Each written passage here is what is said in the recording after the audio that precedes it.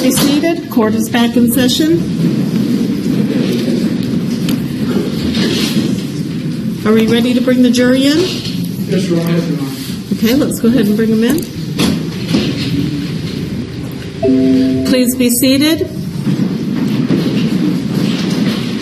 Welcome back, ladies and gentlemen. I hope you enjoyed your lunch. During the lunch hour, if your answer is yes to any of my questions, please raise your hand. During the lunch hour, did any of you have any discussions amongst yourselves or with anybody else about the case? No hands are being raised. Did any of you read or listen to any radio, television, or newspaper reports about the case? No hands are being raised. Did any of you use any type of an electronic device to go on the internet to do independent research about the case, people, places, things, or terminology? No hands are being raised. And finally, did any of you read or create any emails, text messages, Twitters, tweets, blogs, or social networking pages about the case? No hands are being raised. Thank you very much. Mr. De La Rianda? Your Honor, at this time we would formally play the Hannity interview on July 18th, 2012. And I think there's a preliminary instruction, of course. Yes. Ladies and gentlemen, at the direction of the court, certain portions of the defendant's interview with Sean Hannity on July 18th, 2012 have been excised or redacted based upon legal determinations made by the court. The parts excised or redacted are not relevant, and you are not to concern yourselves with why this occurred or with the content of any excised or redacted portions. You may proceed. Thank you, Your Honor. This will, for the record, states Exhibit 180.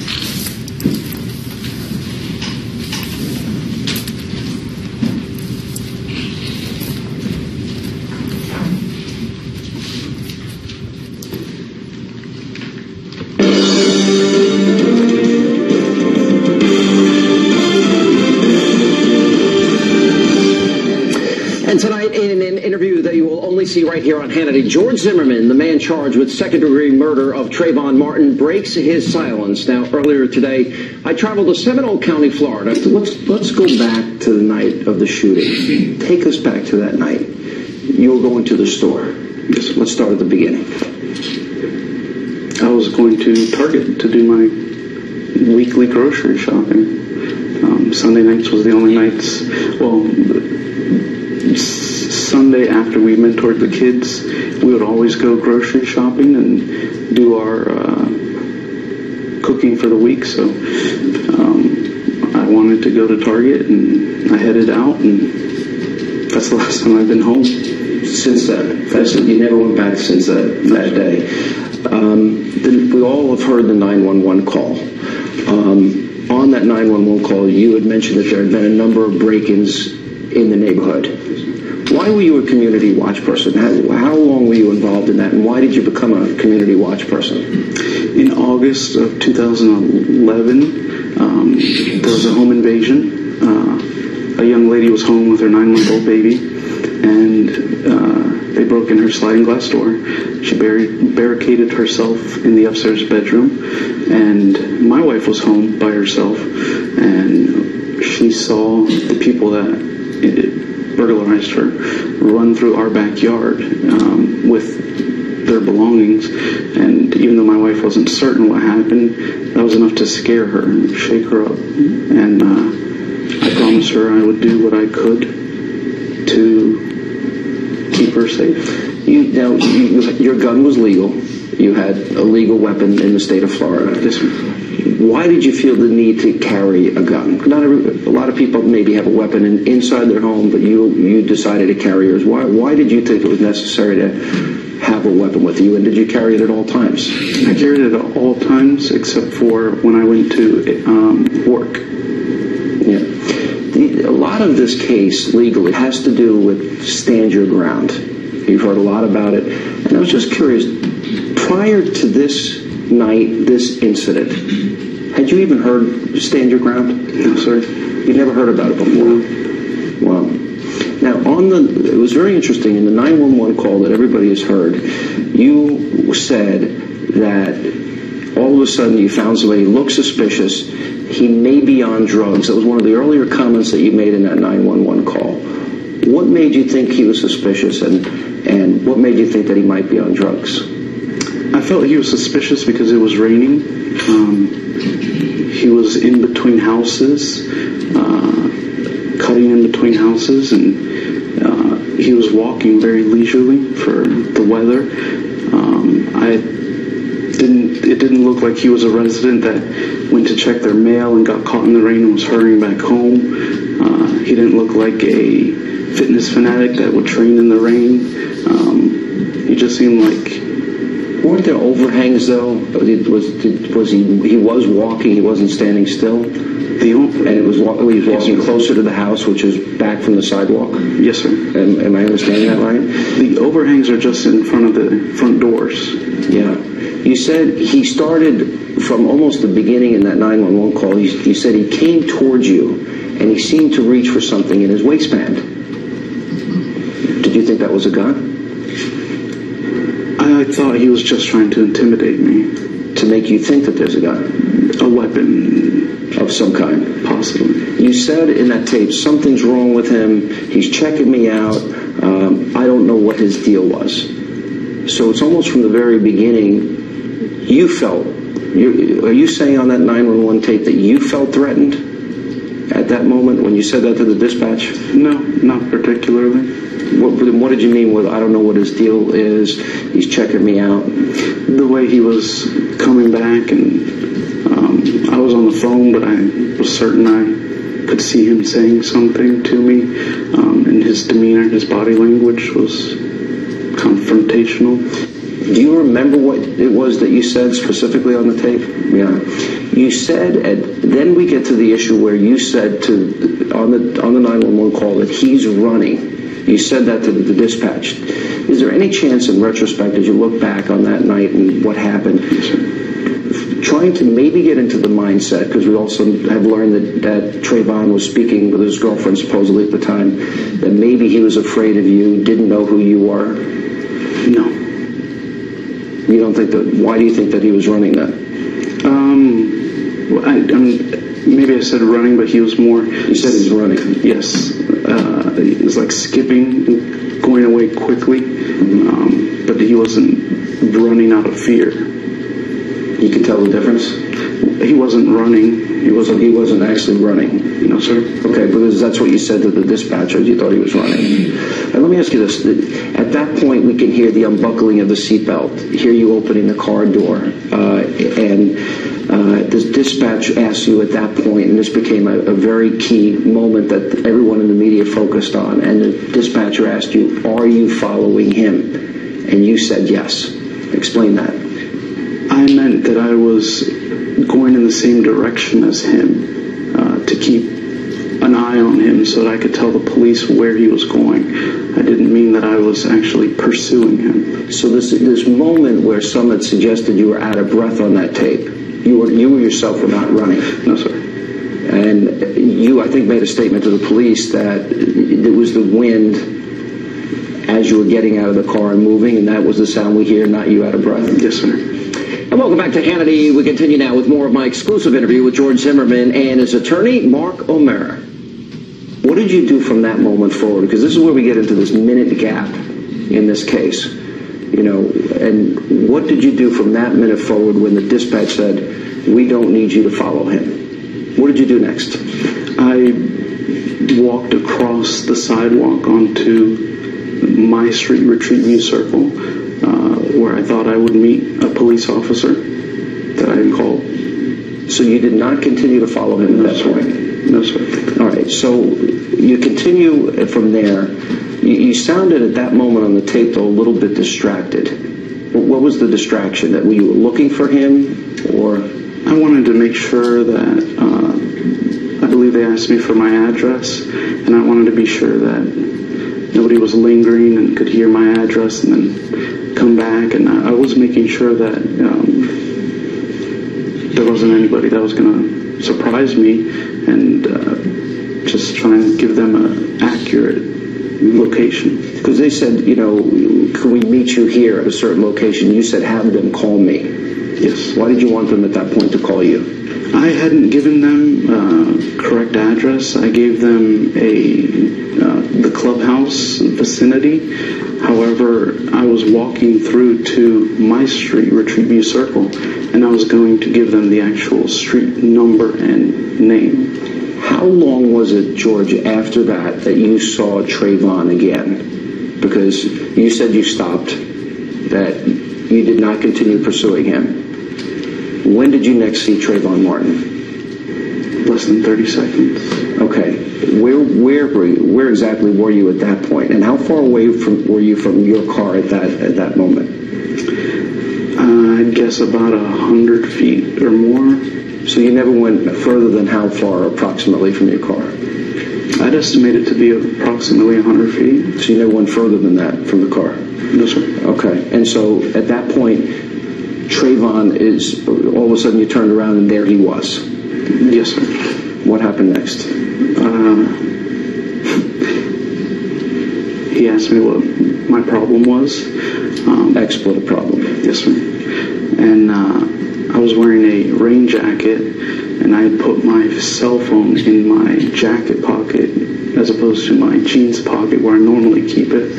And I immediately went to grab my phone to this time call 911 instead of the non-emergency.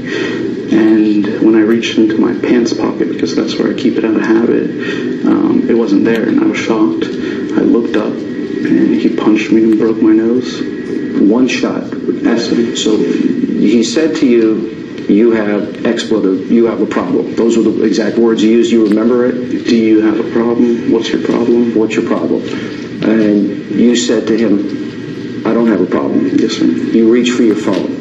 I reached for it as I was saying, no, I don't have a problem. And at that point, you just got hit? He was already within arm's length from me.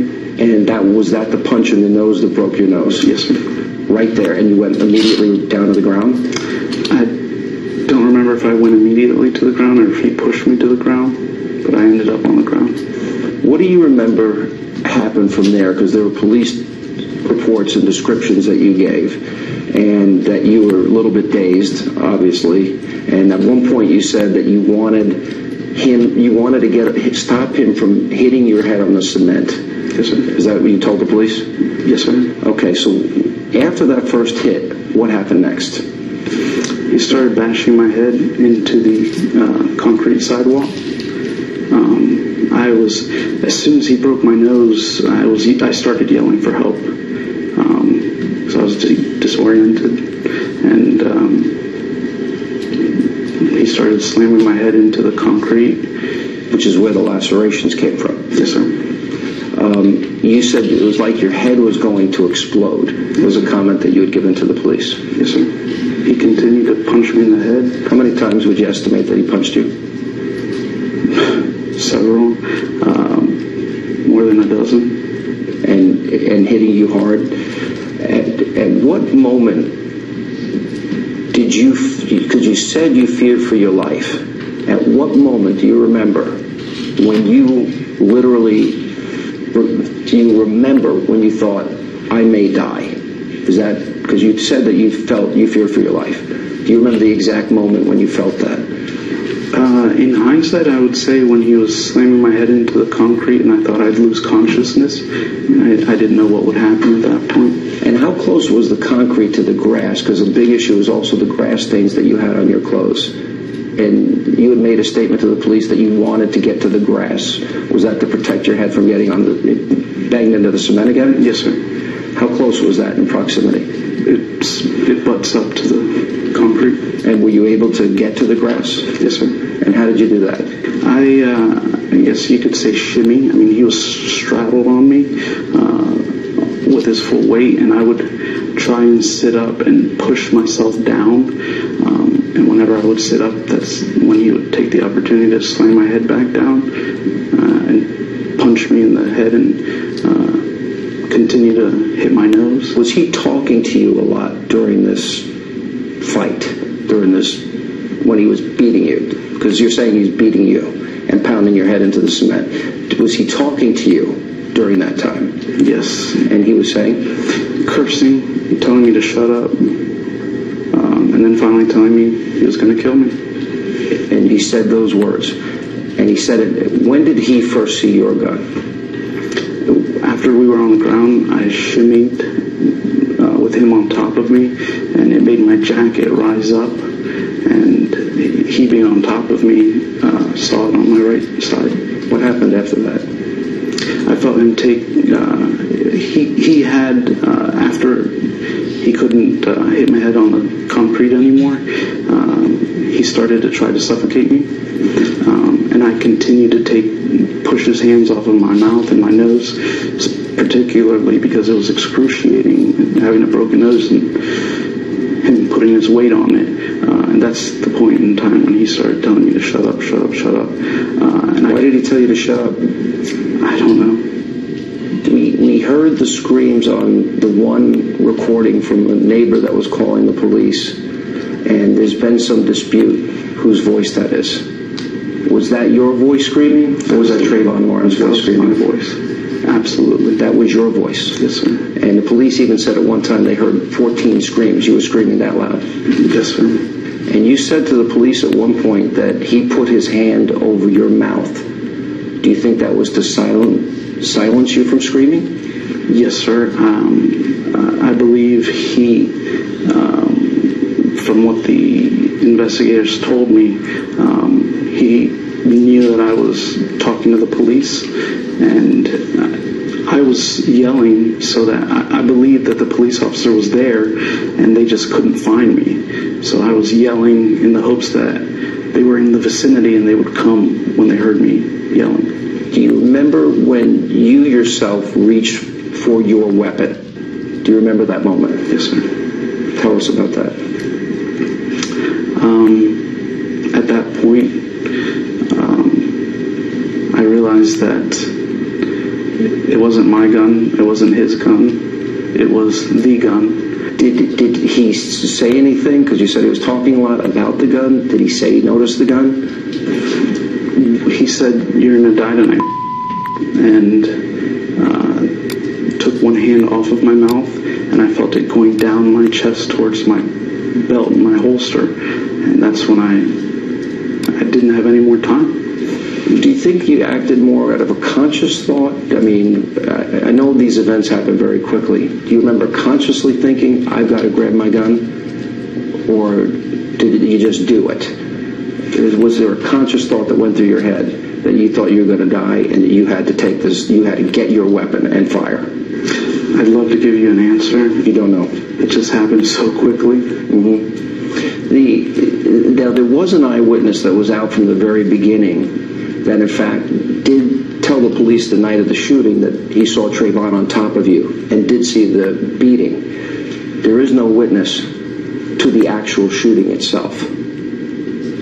Right? Correct. Besides myself. Besides yourself. Yes, sir.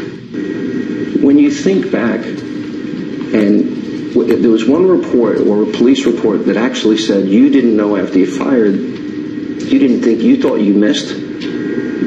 I didn't think I hit him, yes. Yeah.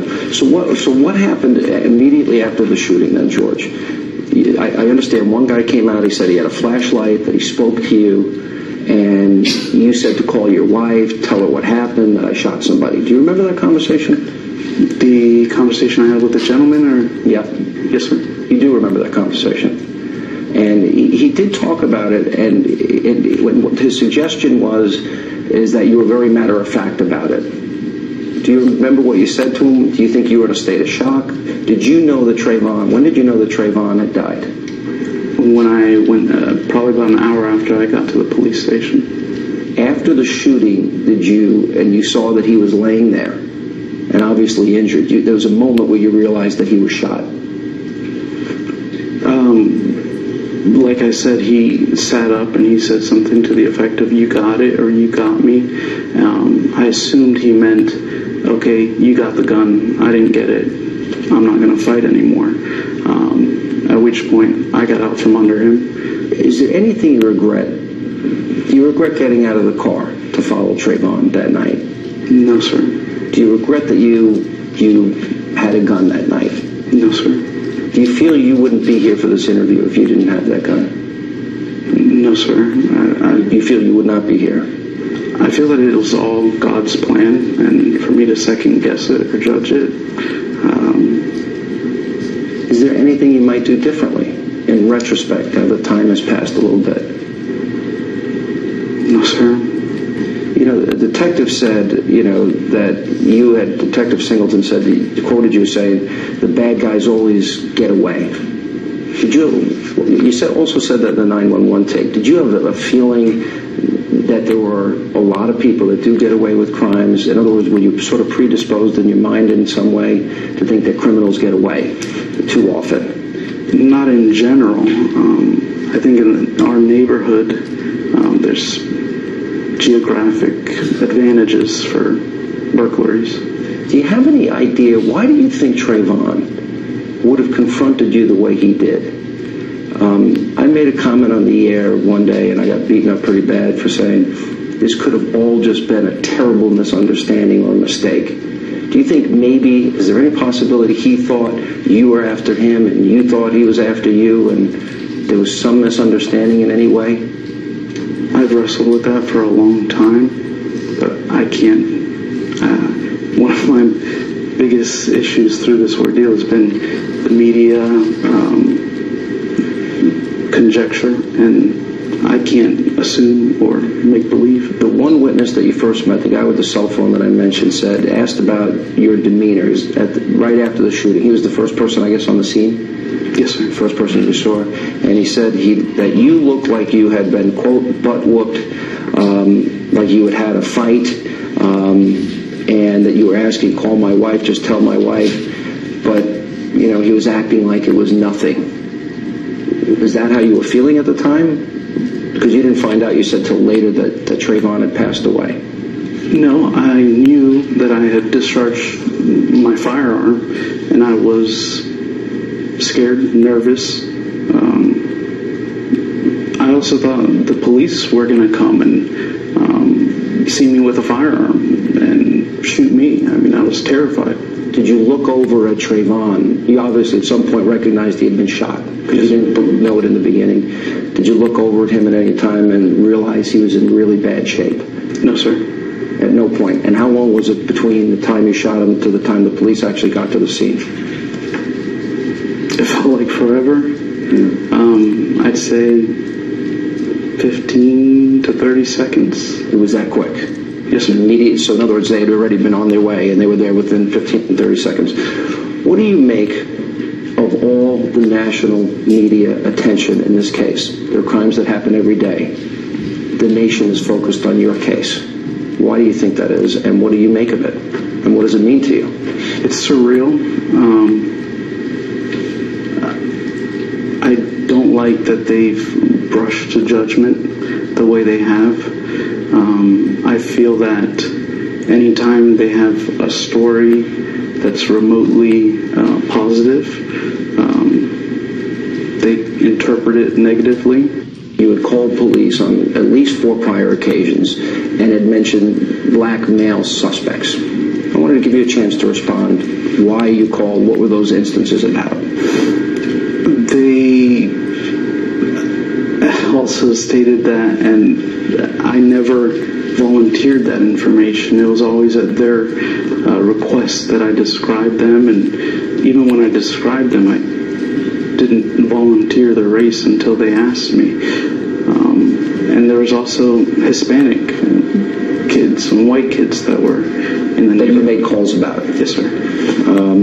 Let me ask you this. I want to go back to one specific in the case, if I can. And it's the issue of you following him. And we heard, I asked you earlier about the dispatch call, and you said you stopped. You didn't follow him. There's one moment that you were apparently, as you look at the grounds of where this took place, and there's the apartment, and there's the overhangs, and then there's another street on the other side, and you had gone to the other street, correct? Yes, sir. At some point. So how do you get to the other street if you're not following him? I mean, where were you going at that point? I was walking from where I had parked my car towards my street. He went right down in between the houses. I walked straight across But in that sense, were you following him? No, sir. You weren't following him? No, sir. And this is after the 911 call? During. during the 911 call? When they stated, we don't need you to do So that. why were you walking back to your street and not back to the car? I was At that point, if I'm trying to get the chronology right. Certainly. Where I parked my car was the back of townhouses. There was no way to know what the street number was. And I knew if I walked straight through, it's a circle, Retreat View Circle. I knew if I walked straight through to there, that would be Retreat View Circle, and then I could tell them exactly what 1, 2, 3, 4 Retreat View Circle, and not just a general area of where my car was like I had done previously.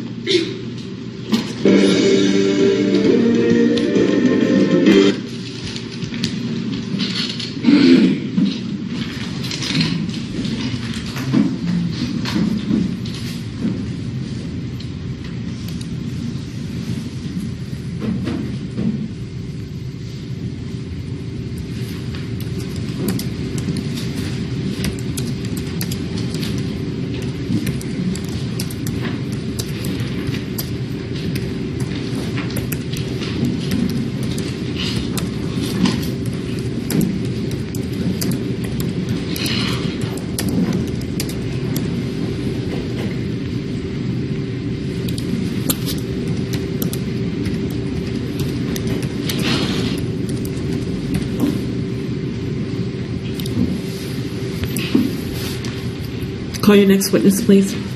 Dr. Valerie Brown.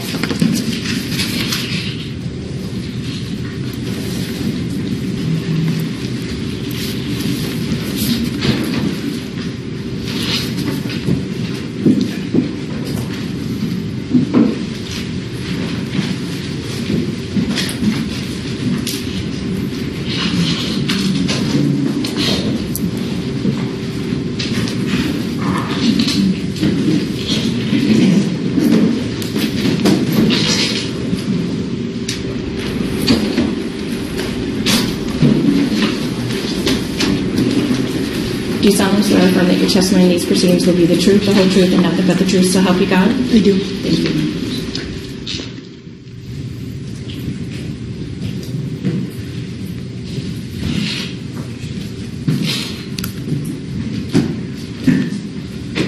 You may proceed. Thank you, Your Honor. Good afternoon, ma'am. If you please tell the members of the jury your name.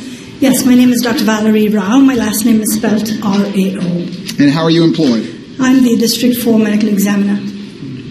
And what comprises District 4? District 4, we have 3 counties, Duval, Clay, and Nassau. And are you the chief medical examiner in your district? Yes, I am. How long have you been a medical examiner in total? 32 years. And are you also a licensed physician and surgeon? Yes, And how long have you been so licensed in the state of Florida? since 1981. Can you summarize for the members of the jury, please, your educational and professional background? Yes, I got my degree in medicine in 1971, after which I went to London. I spent a year and a half doing pathology at 2 hospitals, one St. Heliers Hospital in South London and the other St. Andrews Hospital in East London, after which I came to the US and I did residency, 5 years totally, 2 years doing clinical pathology at Berkshire Medical Center, Pittsfield, Massachusetts, 2 years doing anatomic pathology in Albany Medical Center, Albany, New York, 1 year doing forensic pathology in Baltimore for the state of Maryland. I'm board certified in anatomic, clinical, and forensic pathology. I then spent a year in Tucson, Arizona, where I did medical examiner work. I was medical examiner for a year. 1 year as medical examiner. After which I went to Miami, where I was an associate medical examiner for a total of 19 years. I then took a chief position in District 5, where I was there for 3 years. I went to the University of Missouri in Columbia, where I was associate professor for 2 years, and then came to Jacksonville, where I've been here for about 7 years. And just briefly, what are your duties as a medical examiner? In the state of Florida, we are required to investigate sudden, unexpected, unnatural death, and ultimately to sign the death certificate, the cause and manner of death. What is meant by the term pathology? Pathology is the study of disease in the human body. And what is meant by forensic pathology? So in forensic pathology, what it comes under the umbrella where the sudden, unexpected, unnatural death cases come under the forensic pathologist. And have you ever been qualified as an expert in the courts of the state of Florida in the field of forensic pathology? Yes. Approximately how many times? Hundreds of times. Do you also have experience examining injuries to living people? Yes. And explain what that experience is. Okay, so when I was in Miami, where I was an associate medical examiner, had the opportunity to work there at the Rape Treatment Center for 18 years, where I saw several thousand living patients, examination and treatment of these victims. And what types of injuries would you see when examining those victims? Okay, some of the patients that came were also physically assaulted. So there were injuries that come under the category of blunt force trauma. There were patients that were stabbed, so that's sharp force injury. Some of the patients were strangled but did not die. So we saw this gamut of cases in living patients. And what are blunt force injuries? So blunt force, the term is to distinguish it from sharp force, meaning that the instrument that's being used, for example, a bat would qualify as a blunt weapon. A stick, if I was to bump myself as I came in here on the corner of this table, I would suffer blunt injury if it was severe enough to cause injury, whereas a sharp force is injury that is caused by a sharp weapon, a knife, a bottle that is broken and then the sharp edge used to inflict trauma. So this is the difference between sharp force and blunt force trauma. Within blunt force trauma, are there different types of blunt force trauma? Yes. And what are those? So the first part of it, let's look in progression of severity. A bruise, we're talking about a small bruise, is where the skin is intact and the blood vessels under the skin are injured and they bleed under the skin and get what you know as a bruise. The skin is intact. Then you have a scrape where the skin is compromised and it's, for example, a rug burn would qualify as an abrasion. Then you have the lacerations where not only the skin is torn, but the underlying tissue is also torn, exposed to the outside. And depending on the severity of the laceration, you will get varying degrees of bleeding and trauma. All right. Are bruises also known as or referred to in your field as contusions? Yes. All right. And then scrapes is the same as a laceration? Abrasion. I'm sorry, abrasion. Yes. And then there's lacerations. Yes, Okay. which is basically, laceration is a tearing of tissue. All right. Have you ever been qualified in the courts of the state of Florida as an expert in the area of conducting rape examinations and all manner of injuries associated with rape victims? Yes. And again, approximately how many times? Hundreds of times.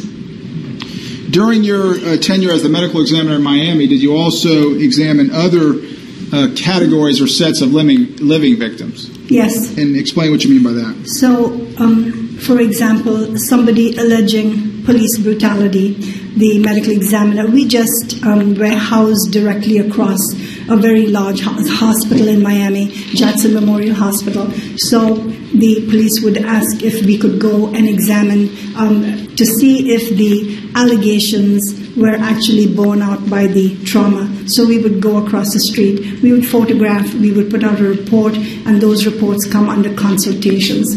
Also child abuse cases, especially if the clinical people thought that the child was going to die, they would ask us to come and take the photographs and do the interpretation. So we basically practiced forensic medicine, not really forensic pathology, where you're only looking at dead people. Now, at this time, I would tender Dr. Rao as an expert in the area of pathology and forensic pathology. I don't think that's necessary under the current case law in this state.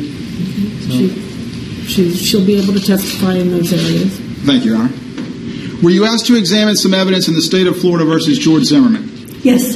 And specifically, what were you provided in regards to that case? Okay. So I was given a whole series of things that I asked for the whatever is available, because I'd like to do the consult, having as much as possible in the database before I formulated an opinion.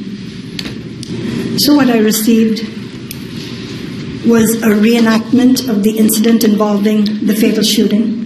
This was recorded on the 27th of February 2012. I got a set of 36 photographs taken of Mr. Zimmerman documenting the clothing, the injuries, the medical records from the Altamont Family Practice Clinic. And of course, there were two records from this clinic. One was on the 27th of February, and the other one was on the 9th of March 2012. I got a DVD labeled Sanford PD Lobby and Others. It showed the vehicle going to the police department and Mr. Zimmerman being taken by the police into the department to be booked. A DVD labeled Medical Examiner Report and Photographs. And this included the medical examiner report, the body diagrams, the autopsy photographs. 26 autopsy photographs were taken, the toxicology report, and then a report that states two individuals were involved in a physical altercation in the yard, and one of them fired a handgun, and the decedent fell to the ground. And the other items in the same folder were the medical examiner autopsy report, the toxicology report. So this is what I received. Did you also receive two photographs of the defendant at the scene the night of the event? Yes. And when you said reenactment, when you referred to the reenactment, was that an interview where he conducted a walkthrough and led investigators through the scene and explained to them what happened? Yes. After reviewing all those items, in terms of severity, how would you classify the injuries to the defendant's head? They were not life-threatening. They were very insignificant. They did not require any sutures to be applied to Mr. Zimmerman. So, as I would refer to them, insignificant injuries. Did you observe any lacerations to the back of the defendant's head? Yes. How many? 2. And were those lacerations depicted in the photographs that you reviewed? Yes. They were. There was bleeding, so I was not able to look at them after they were cleaned, because subsequently, when he went to the Altamont clinic, they were covered by Band-Aids. And were you also provided the reports from the Altamont Family Springs Clinic describing the injuries as they were viewed by a physician's assistant the next morning? Yes. All right. Your Honor, would you assist me with the lights? Dr. Rao, let me show you first, State 79. Was that one of the photographs from the scene that you were provided? Yes. And State 76, was that a photograph from the scene you were provided? Yes. Let me show you States 57, where you also provided that photograph. Yes. All right. Your Honor, may I approach the witness? Yes, you may. Dr. Rao, let me give you this pointer. You just press that button. If you would explain for the members of the jury where the lacerations are located that you observed and that were referred to in the family clinic report. Okay, so we have one small injury right there and one injury right there where the blood is streaming from. So these were the two lacerations. All right. In the Altamont Family Clinic report, were you also provided with the measurements of each of those lacerations? Yes. And are either of those lacerations life-threatening? No. Why not?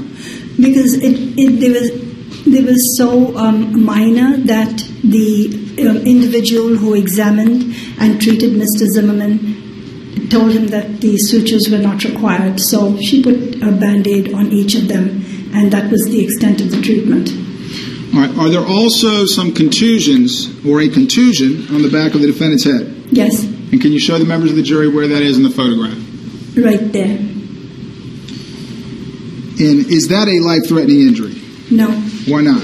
Well, the reason I asked for everything was I then looked at the entire case file, and when he walked from the police car to the police department to be booked, he was not incapacitated in any way. He was very alert and walking, in pace with the officers. Are the injuries that you observed to the back of the defendant's head consistent with his head having made contact with a concrete surface? Yes. And why do you say that?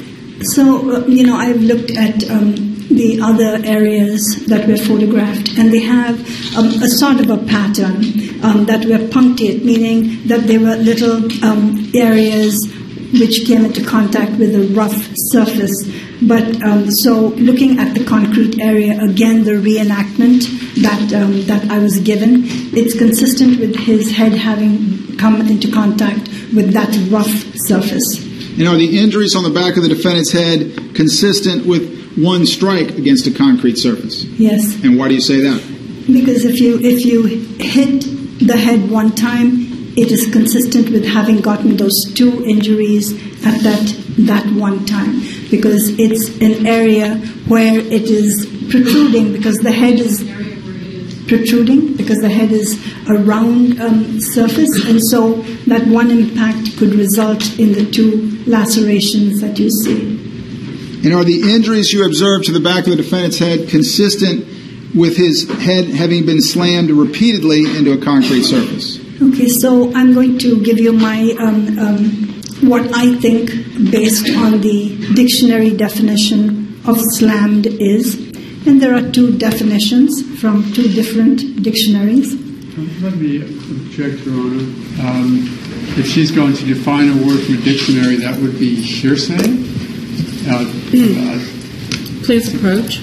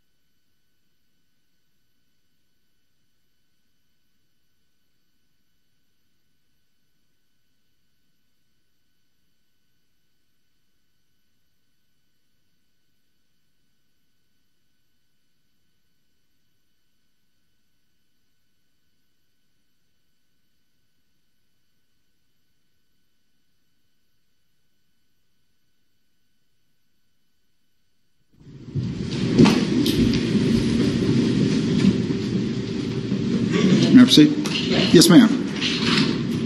Dr. Rao, using your definition of slamming, your common understanding of slamming, are the injuries to the back of the defendant's head consistent with having been repeatedly slammed into a concrete surface? No. Why not? Because if you look at the injuries, they are so minor that, to me, the word slam implies great force. And the resultant injuries are not great force. What type and extent of injuries would you expect to see if the defendant's head had been repeatedly slammed into a concrete surface? So if somebody's head is repeatedly slammed against concrete with great force, I would expect lacerations. I would expect a lot of injury that would bleed profusely, that would necessitate suturing. And so I don't see that in this picture. All right, let me turn your attention to States 47. Were you also provided that photograph? Yes.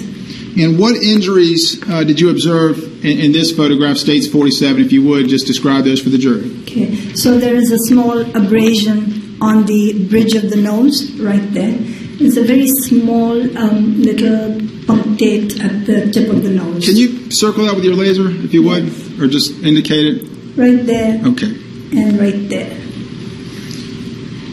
And are any injuries in this photograph life-threatening? No. Why not? He has no loss of consciousness whatsoever. He didn't have to go to the hospital. He went to a clinic.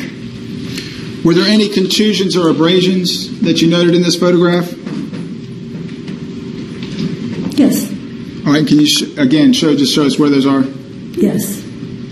Right there and right there. All right. how would you characterize or classify the contusions, the severity of the contusions or abrasions to his face? Very small. Could all of the injuries that you observe in that photograph have come from a single punch or a single blow? Yes. And why do you say that? Okay, so if you look at the distribution of where the injury is, and let's think that I'm the one inflicting the blow. If I was to punch myself right above here, I would get the injury on the nose and on the few contusions on the forehead. So one blow would be able to inflict these injuries. Are the injuries that you observed to the defendant's face consistent with the defendant having been beaten a dozen times or more in the face? If he was beaten repeatedly but with no resulting trauma on the face, then yes. But if the force is such that you get trauma, then only one time. Did you observe contusions to both sides of the defendant's head? On the sides, yes. Yes. All right, let me show you State 75. Was that a photograph you were provided? Yes. And could you circle the area of contusion that you observed in State 75? Okay. So one has to disregard this dried blood because it is coming from the laceration on the back of the head that I had demonstrated earlier. So we are looking at a contusion here.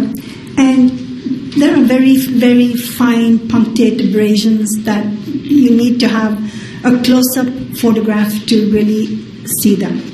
And again, explain for the jury or define for the jury what's a punctate abrasion. Okay, punctate means like a little speck, like a spot. All right. Are any of the injuries depicted in State 75 life-threatening? No. And in terms of severity, how would you classify the contusions or abrasions in this photograph? They are very small injuries. Could all the injuries exhibited in State 75 have come from a single blow? Yes, one impact against concrete, yes. Let me show you State 73. Was that also a photograph you were provided? Yes. And what injuries are depicted in State 73? Okay, so here again you have to disregard the dried blood that's coming from the laceration to the back of the head. And so you can see very, very faint, again, punctate, small abrasions. Are any of those abrasions life-threatening? No. And how would you classify the abrasions depicted in State 73? Very insignificant. Could those abrasions depicted in that photograph have come from a single blow? Single impact, yes. All right. And why do you say that? Because the surface area on the side, if you look at my head, and I was to get on the concrete, I could get all those injuries from one impact. You also mentioned that you viewed video clips of the defendant getting out of a police car and walking through the police station that evening. What did his appearance in that video demonstrate to you regarding his injuries? He was not incapacitated in any way. He walked on his own power, and he was also conversing with the police officers during this reenactment. All right. Thank you, Doctor. Judge, that's all I have. Okay, thank you, Cross. Yes, thank you, Your Honor. Good afternoon, ma'am. Good afternoon. You got your appointment to your present position because Ms. Corey, the prosecutor in this case, appointed you, correct? Correct. Okay, so she's sort of your boss? Not really, no. But it was because of her. I mean, she appointed you to this position, right? She actually sent my name up to the governor. So if you want to call that an appointment, well, then so be it. Well, why don't we do this? I'm going to read a letter to you. Tell me if you consider this appointment. Pursuant to Section 406.15, I hereby appoint... I'll approach and let her review it, maybe. I just have it electronically. It's okay. I could explain. Okay, so let me ask the question. Okay. Is what I'm looking at a letter signed by Ms. Corey where she says that she appoints you to that position, yes or no? That was the interim position. I can't say yes or no because I have to explain to you. Well, I'll tell you what, I'll walk you through it. One at a time. I'll walk you through it, okay? Okay. There was a yes to that. She appointed you to the interim position? Yes. And you had another position as a medical examiner in the state of Florida too, correct? Yes. That was with the 5th District? Yes. But you were not reappointed to that position by the governor, were you? I did not seek reappointment. Okay. It was That was stabled. I'm sorry? It was stabled. I did not seek reappointment. And that was because of some of the problems that existed in your administration in that office, was it Correct. not? Okay. Yeah, you got the job with Miss Corey's office, or actually in the same district where she prosecutes, correct? She's a state, yes, yes. How much of your work is on behalf of the state attorney's office in that district? Well, the medical examiner really does not work for the state attorney. We are separate, but most of the time we are called by the state. However, the defense can call us. You could call me on this particular trial, and I would be here for you, just like I'm here for the prosecution. Totally get that. My question was, how much of your work is on behalf of the state attorney's office in Duval County? All the homicides. Okay.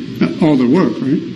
You only deal with homicides, right? No, we do suicides, we do traffic accidents, we do drug overdoses, we do natural death where there is no physician to sign the death certificate. So it's other work. Homicides are a very small percentage of our cases. I'm sorry, let me clear it up. How much of the work that you do involve crime matters? And I'm presuming in that question that all of your crime matters are dealing with the Duval County State Attorney's Office. So how much of what you do is related to criminal activities? Okay, so we have a total of 1,165 cases, autopsies. Okay. And out of that, we had probably 110 homicides. So that is the proportion. Okay. And in all of that work, you work with these very prosecutors, correct? That is correct. I mean, these are the homicide prosecutors for that division or that office, right? Well, we have a whole series of state attorneys, yes. Okay. But they are in that office. So, they called you to look at this, correct? Correct. Did they have you look at anything having to do with Trayvon Martin? No. Well, they sent me the autopsy report, so I saw that, yes. But you're not here to tell us anything about Trayvon Martin. You're just talking about George Zimmerman. That's correct. And if I get it right, it's your position that's at least consistent that George Zimmerman may have only received as little as 3. Did you call what term did you use? Smashing? Or, sorry? Slamming. 3 slamming into cement. I didn't use the word slamming. I'm sorry, I thought it was your word. No, I got that from the reenactment. What word would you use to describe what happened to the head that you say hit cement? Impact. Impact. So it's your position that there are at least 3 impacts between that head and cement. Yes. Okay. Concrete. However, and you said it's sort of consistent, so I'm going to walk you through some of that. I'm not going to use pictures right now. Let's just chat a little bit about it, okay? I think you used the suggestion that if you hit yourself in the nose that it could be all one shot, correct? One blow, correct. Okay. You're not certainly suggesting that it was only one blow, correct? No, but consistent with. And you say consistent with to minimize the number of shots that it could possibly be, correct? Not minimize, but if you gave me another scenario, I could look at that scenario and see if it's consistent. Let me give you this scenario. He gets hit in the nose like this, just like that, but it does not go up here. So here's the first shot, and here's the second shot. How many is that? 2. Consistent with that picture? It could be, yes. Is it any more consistent or any less consistent than the fact that there was one shot? I'm sorry, I didn't get that. I'm sorry. You said earlier that those injuries could be consistent with one shot. Correct. And now I think you may have said it could be consistent with 2 shots. If the way it's depicted like you have depicted, yes. Well, you don't, just so we're clear, you don't know how Mrs. Zimmerman was hit by Mr. Martin, correct? Correct. So you're saying it's consistent with 1, potentially. Yes? Yes. And it also is consistent with 2, correct? If the way it was portrayed, yes. Which you don't know. Correct. So could you just say, is it consistent with 2 as well? It could be, yes. Okay. And it could be consistent with 1. Yes. Okay. And it actually could be consistent with another couple of hits with a palm, or, as you said, another couple of hits with a fist that just didn't leave visible injuries. Yes. So you're certainly not telling this jury that Trayvon Martin only hit Mr. Zimmerman in the face 1 time. I'm just telling you what the injuries are and what it's consistent with. Okay. Did you notice in those pictures the cuts on Mr. Martin's knuckle on his left hand, both on the ring finger and a slight one on the pinky? Okay, those are not cuts, those are abrasions. So, because cut suggests sharp force injury, and they are actually where the skin is rubbed off on Trayvon Martin's hand. Correct. That was a yes? You did notice them? Yes. Okay. Are those consistent with striking somebody? Yes. Okay. So we have some injuries, the only injuries, as a matter of fact, besides the gunshot wound, are 2 injuries on his knuckles, correct? Correct. Curious, since you've had a chance to look at the autopsy, were there any other injuries on Trayvon Martin at all? No. Any bruising injury? No. Any laceration injuries? No. Any punctate injuries? No. So you know for a fact that Trayvon Martin's head or any part of his body was not in contact with cement, correct? Well, I didn't see any injuries. You can have a contact, but without producing trauma that's visible. So, as Mr. Zimmerman could have, correct? Correct. A dozen of them even, right? Sorry? A dozen even, correct? A dozen what? Other impacts. Well, let's get more specific. We've now talked about the potential of 2, you would even admit, let me ask you this. Is there a possibility that with a swat or a hit or a fingernail or something, that even this abrasion on his nose could have been a third? Anything is possible. Well, you're here as an expert, yes. So I want you to give us your opinion. Is that possible based upon your level of knowledge? Okay, so I will ask this. I know I'm not supposed to ask you questions, Go but, ahead. So then the next issue would be that each of the punctate marks on his head could have been caused by, a fingernail scratch. Or, that would be the next question posed. And we're looking at the preponderance of the evidence and the opinion rendered thereby. So, you can continue this. Let's move on. Yeah. Let's move on. Yes. But we'll spend a moment on the nose. So you saw on Mrs. Zimmerman's right side there was a protrusion to his nose, correct? What does that mean? I don't know. I'm using the word protrusion. It was the first photograph. Let's go back and see if we can take a quick look at this.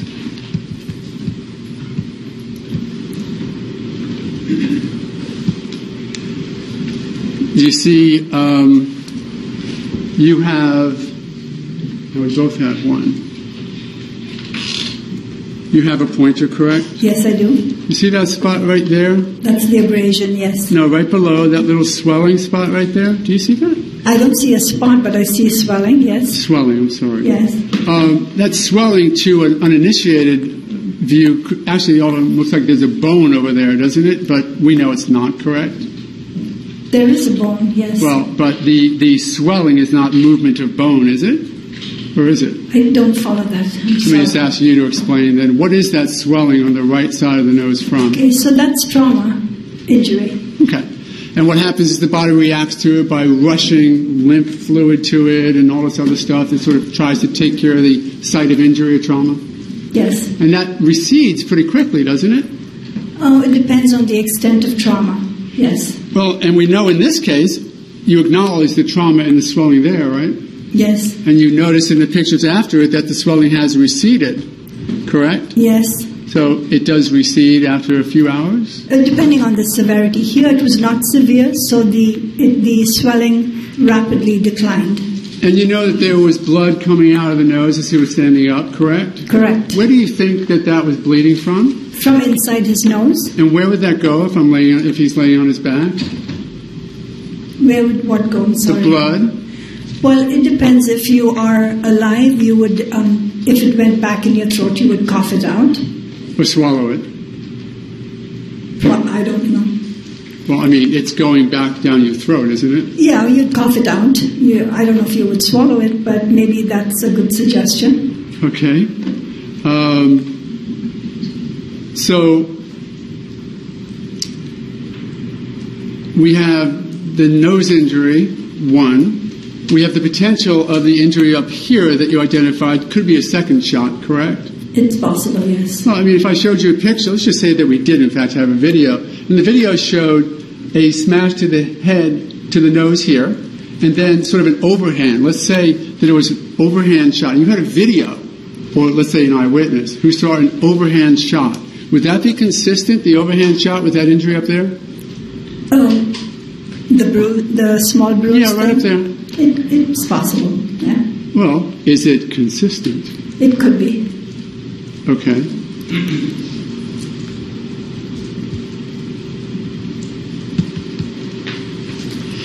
On the back here, you testified that you believe that all this was created or consistent to have been created with just one strike on the concrete or cement? Okay, so all this, I don't follow that. I see 2 lacerations and a small bruise. Okay, you see this laceration?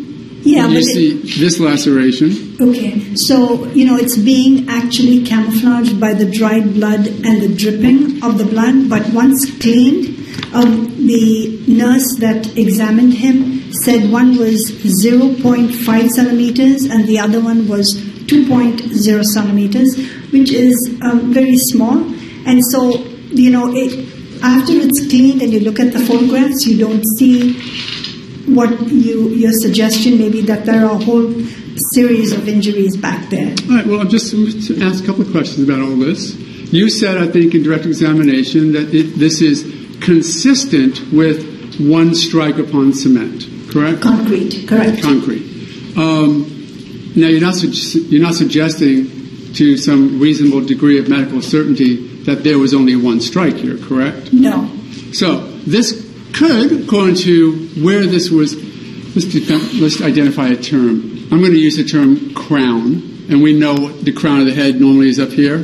Correct. But I'm going to use crown in a different term for the next few questions, okay? And that means the point that hits the cement. Can we use that term for just a couple of questions? Do you know what I mean by that? Do I do what? Sorry. Rather than the crown, which would be the first thing to hit the ceiling if you stand straight up, I'm going to say that, let's just say that this is where the impact on the cement is, okay? Okay. Now, the head could impact just there, correct? And just hit there, right? Well, if the impact is on the side. Absolutely. Because we don't actually know what part of his head contacted the cement, do we? We know that there are 2 injuries that resulted from the impact. Right. That's a given, right? And they could be separate, right? Except that it's in close proximity, yes. Right. So I could hit a knuckle right there, or I could hit 2 knuckles at a time, correct? So it's according to how it happens, right? What the physics is of how it happens? I'm not very good in physics, but, we're not talking about knuckles. We are talking about one surface area. So I can explain just simply. I don't know about what the physics of this injury is. Then let's get away from physics and talk this way. Let's just say that he was hit where, see this line right here?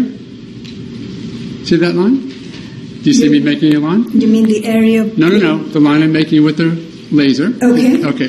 Let's just say that only that on this side came in contact with the cement. Is that possible?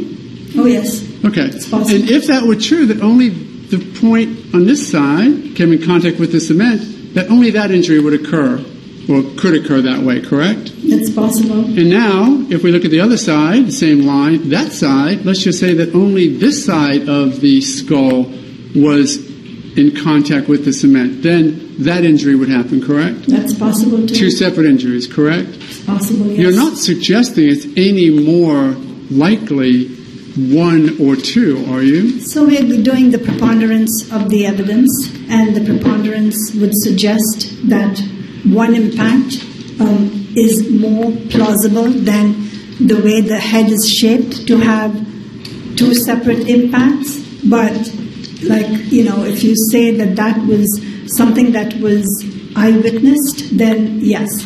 Well, what if somebody put their hand, let's say, on the side of a skull and smashed this way? There's no objection. Would that? That's not evidence.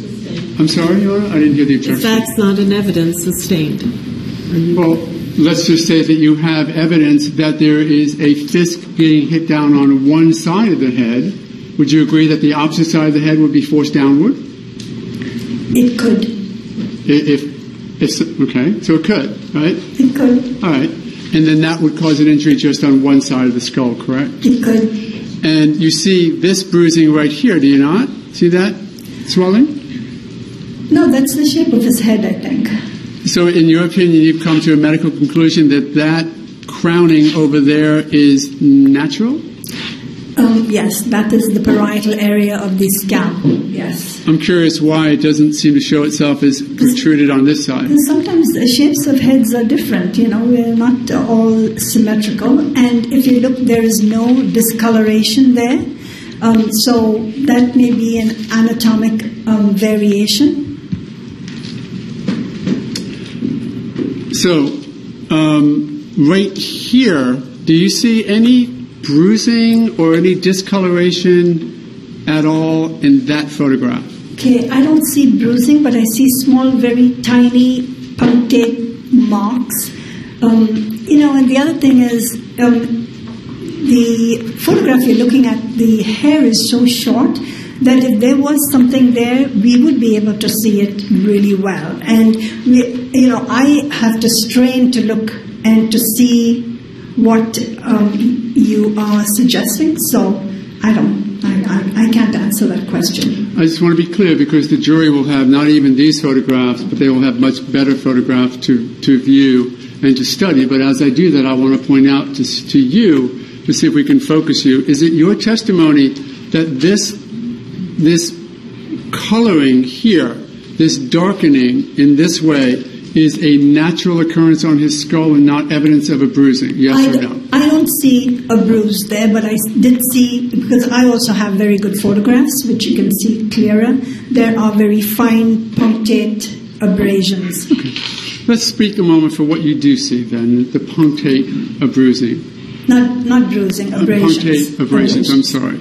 Is that the abrasions that you see over here?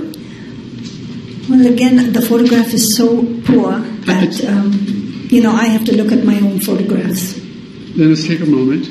Okay. Can I have some lights, Your Honor? And I'm going to leave this up because it would be easiest for the jury, but let's coordinate if we might, doctor, the photographs you did look at and these photographs. May I approach the witness? Are you reviewing the photographs that you had? Okay, so I will show you my pictures that I have. I printed them from the computer. So this is the one side.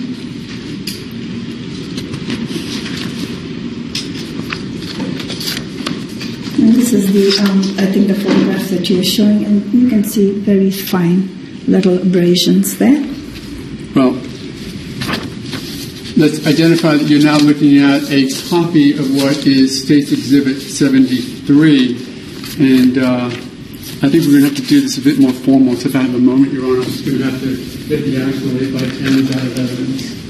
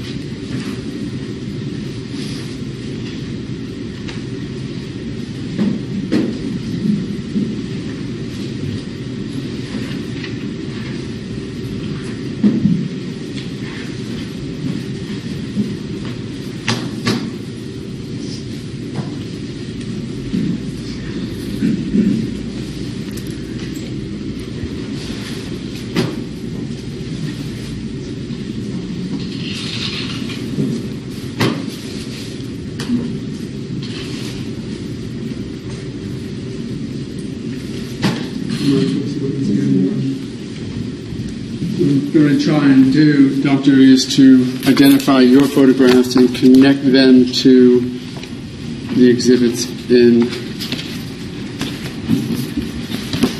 Did you get an entire picture packet from the State Attorney's Office to review? No, I got a disc, and I printed out some of them because it was taking me so long on the computer, so I just printed a few of them. Okay. Then we'll do it this way in case you don't have them all. May I examine her from this location because I've got exhibits that we do not have on. Is the jury able to see in here? Yes, you may do so.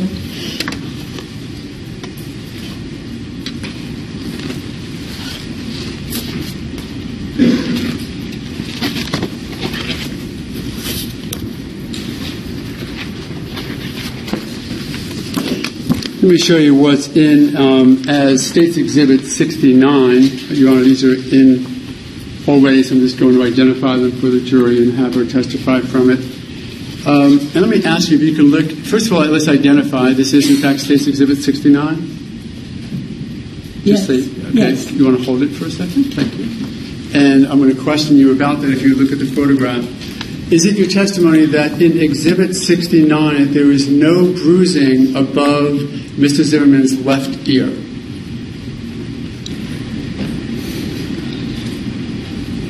I just see the punctate abrasions. I don't see bruising. And there are some marks on the head which are nevi, which are moles, brown moles. So you are seeing that also like there and there. So, to point out, 2 inches above his left ear, this area of lightening and darkening you do not perceive as swelling? No, I don't think that's swelling. I just think that's the shape of the head. But it's a very, very funny angle.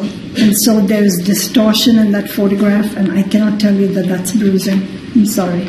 Okay. And similar in States 57, so we're clear for the jury. In 57, sort of a back view, I ask you to focus first at the area we just looked at, which is about 2 inches above Mrs. Zimmerman's left ear. Are you suggesting that, again, that is not any type of swelling or bruising, but rather just the natural contour of his head? So if you are suggesting that that's a swelling, then the bruise should be so marked that I should not have trouble looking and identifying that as a bruise. So I can't comment on that. Is that a yes or a no? Do you say that that is bruising or not? No, just above. No, I can't see the bruise there. If that's what this part is what you're talking about, yeah, I can't say that.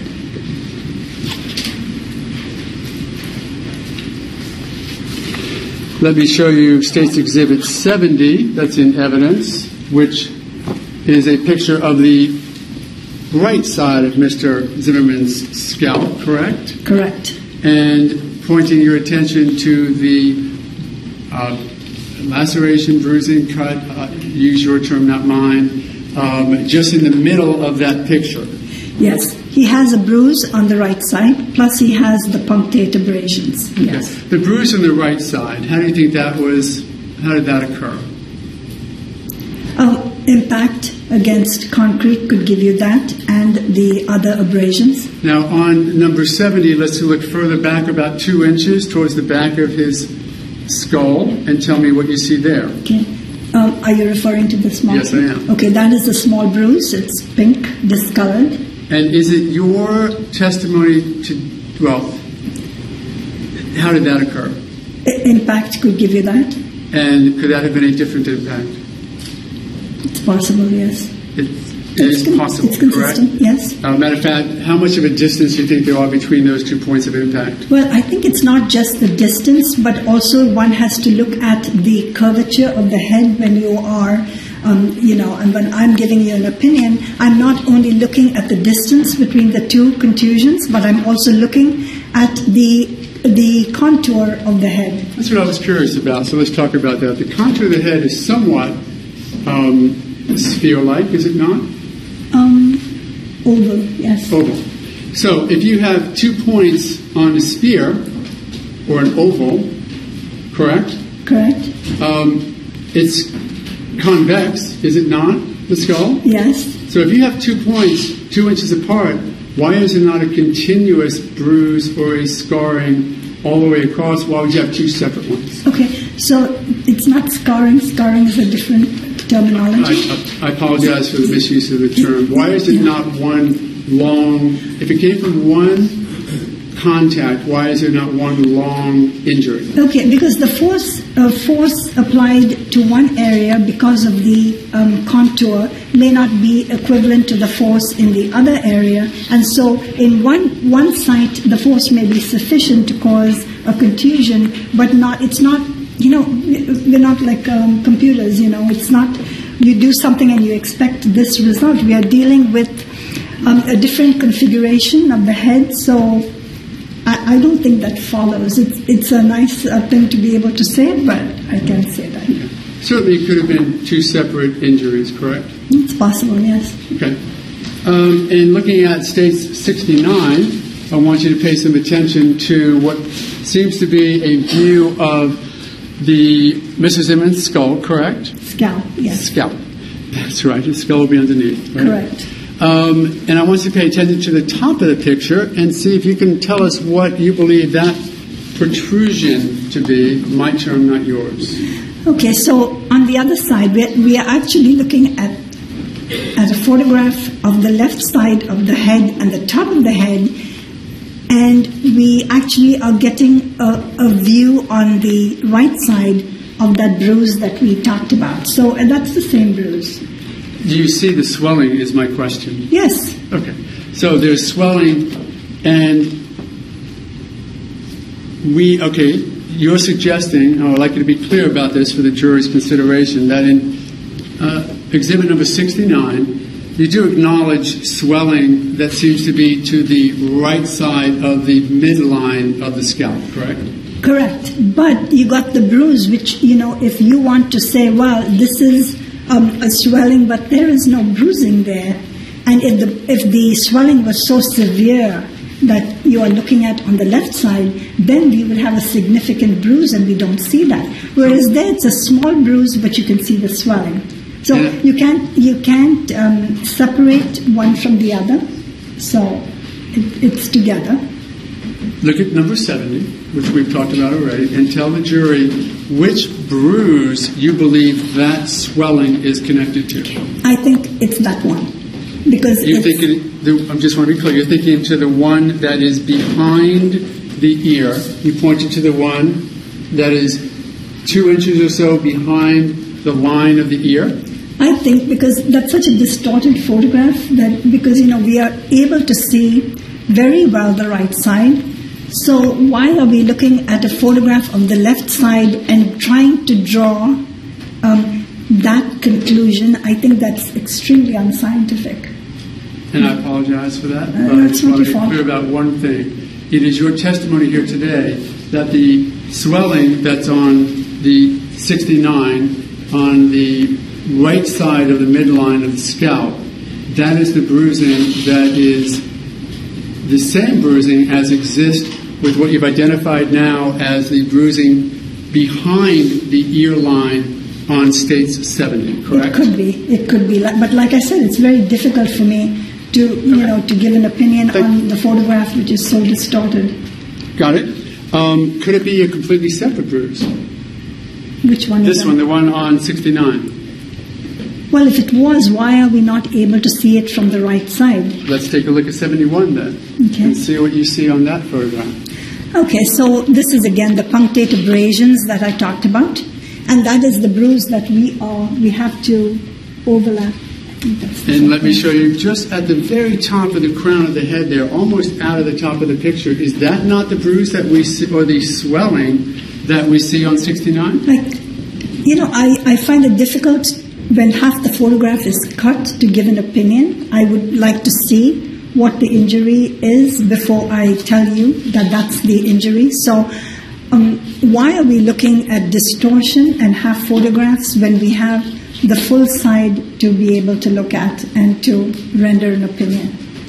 Well, I certainly only want to do and have you give us as good an opinion as you can Do you have a photograph that better shows the injuries that we've now seen by looking at 69, which shows the swelling that seems apparent? No, I have the same, but I have just copies.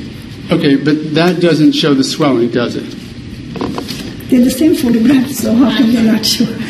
Okay, so they are the same photographs, so how can it be different? I'm asking you, as you're here today, to tell me what picture you have of the right side of his scalp that shows or doesn't show the swelling that was apparent in State's Exhibit 69. Okay, so I have the same photographs you have, except mine is, like I said, copies. So this is the photograph that you are describing? I'm trying to find the one that's in evidence for that, if I might have a moment, Your Honor.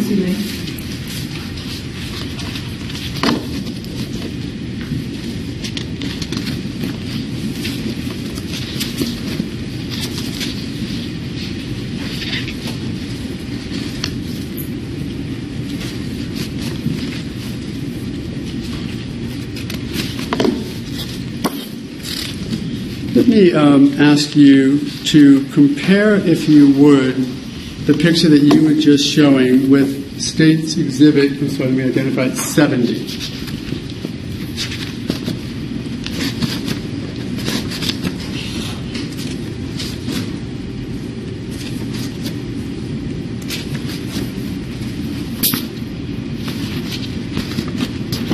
Do you have that one? I'm looking.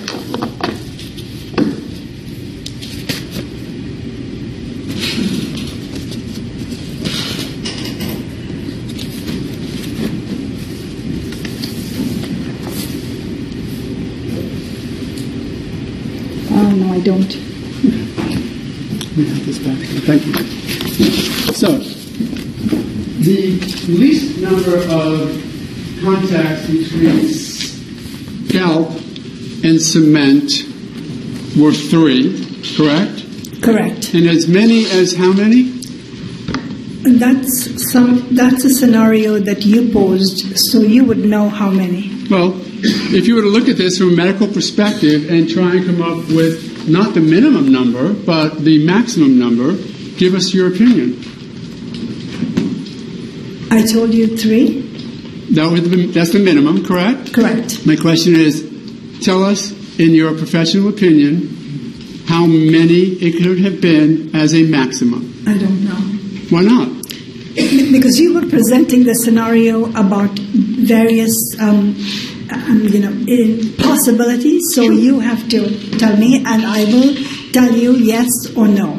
Well, as I said to you, there could be a possibility that those 2 bruises were 2 different ones, correct? On the head, yes. 2 bruises on the right side of the scalp. Correct. Okay, so I want you to include that. We also talked about the possibility that the 2 lacerations could be 2 different hits, correct? Correct. So I want you to include that. What other, and we talked about the nose and the forehead being 2 separate ones, correct? Correct. Okay, so keep going. How many other of those bruises could have occurred? Let's talk about the left side of the scalp. It has been your testimony that it is consistent with just the least amount of 1 strike on the cement could have caused everything on the left side, correct? Correct. How many could it have been more than that? I don't know. You have to give me a scenario and we will say consistent or not. Okay, you got hit 6 times on the left side of the skull. Consistent? No. Why not? Because the injuries are so minor and they are patterned to some extent. So that would be beyond the realm, I think, of possibility. 4 hits on the left? Well, if somebody is an eyewitness and says 4 times that this injury occurred, then of course that's the best estimate. So, Okay, so let's talk about 4 on the left side. You agree that would be consistent with the medical evidence, correct? If it was witnessed, yes. But you can't just say 4 times and you're not seeing the injuries to match the 4 impacts slamming. Listen to slamming. Listen to my question. Okay. Is there any medical evidence that would exclude the possibility that that skull was hit on the left side 4 times?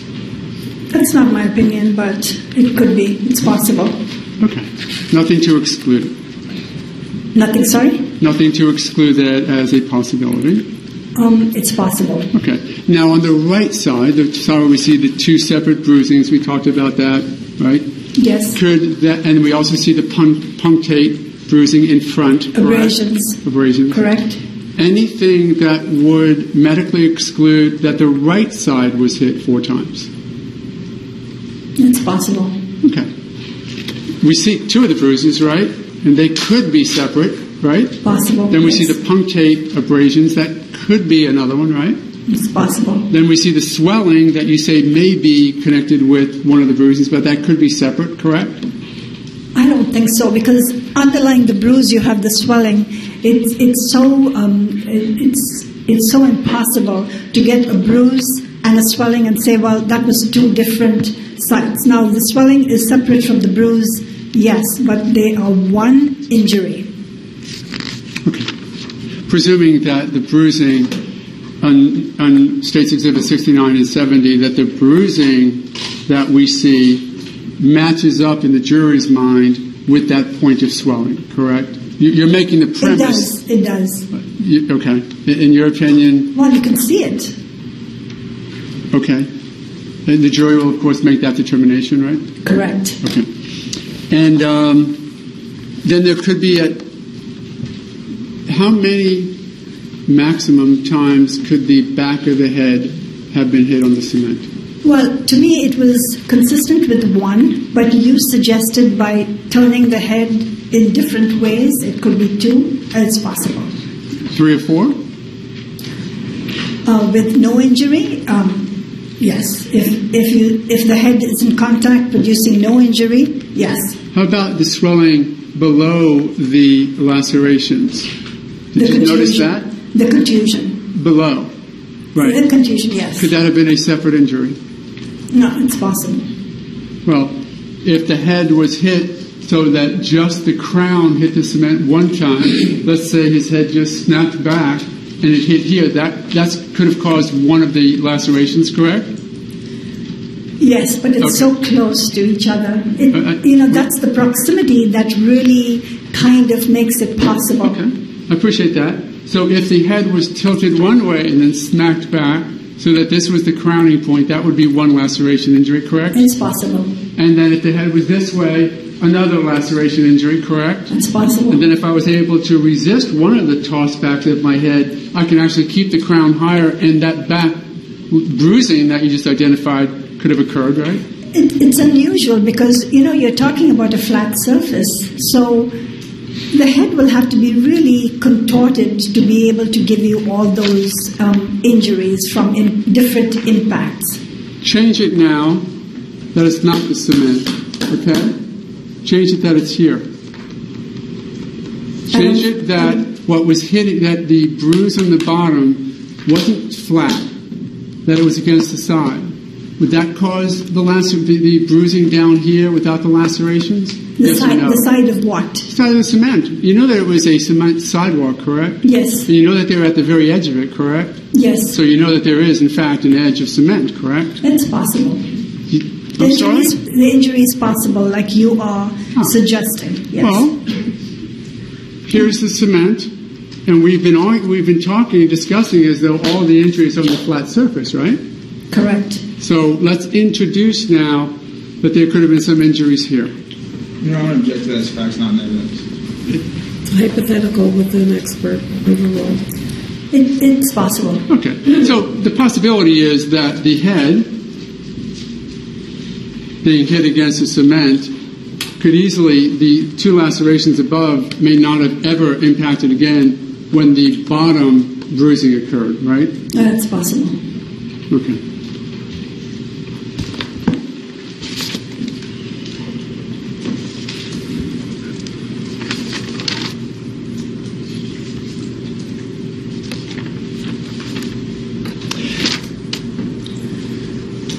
Mr. Guy focused you on life-threatening injuries, right? Correct. Did they suggest to you in your testimony that this has anything to do with life-threatening injuries?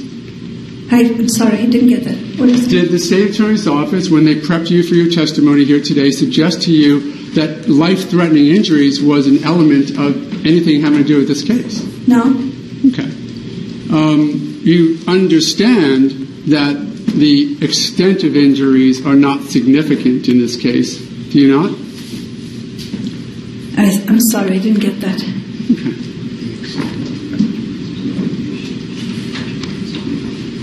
You understand that the extent of any injuries that Mr. Zimmerman incurred in this attack have nothing to do with the case itself, correct? I object to that as calling for a legal conclusion. Please answer the question, please. I will.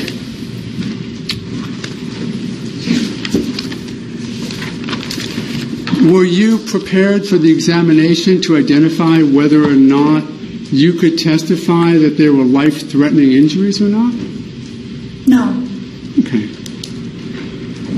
None of these injuries that you identified as they turned out were in fact life-threatening, were they? Correct. What about the next injury? The what, sorry? The next injury. What is that? The next injury he would have sustained. I'm sorry, I didn't get that. Could the injury that he didn't have to survive, could that have been life-threatening? Object to that as calling for speculation. Sustained. I might just have a moment, Your Honor.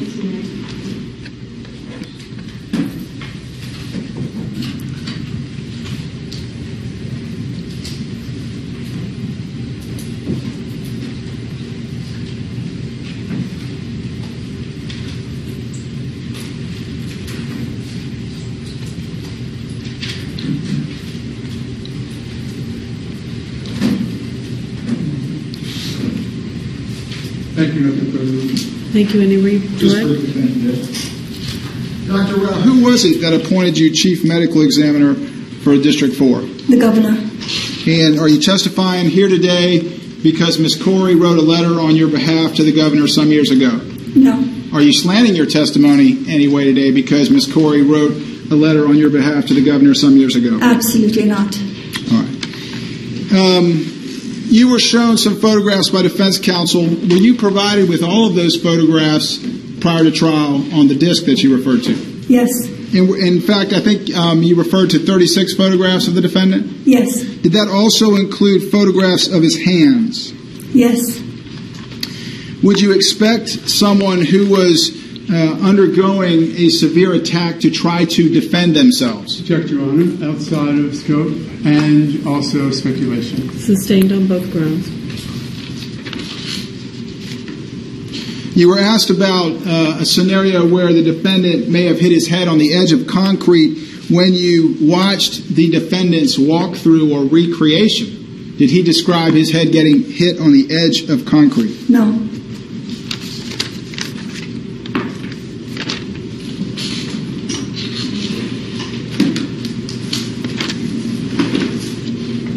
Judge, thank you. That's all I have. Thank you. May Dr. Rao be excused? She may. Thank you very much. You are excused. Call the next witness, please. The next witness is available, but could counsel approach very briefly? Yes.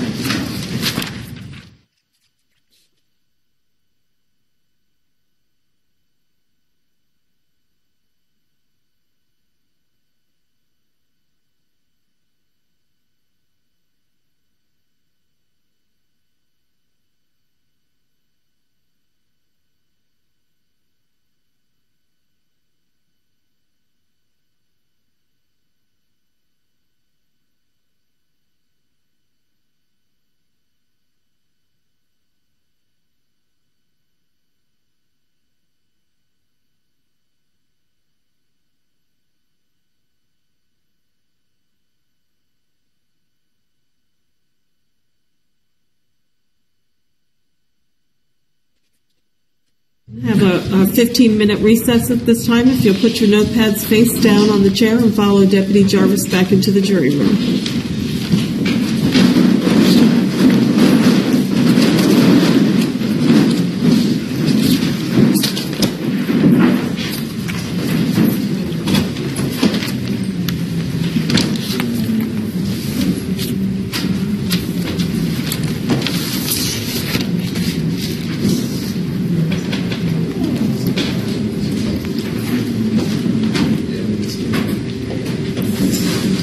Please be seated. Court will be in recess for 15 minutes.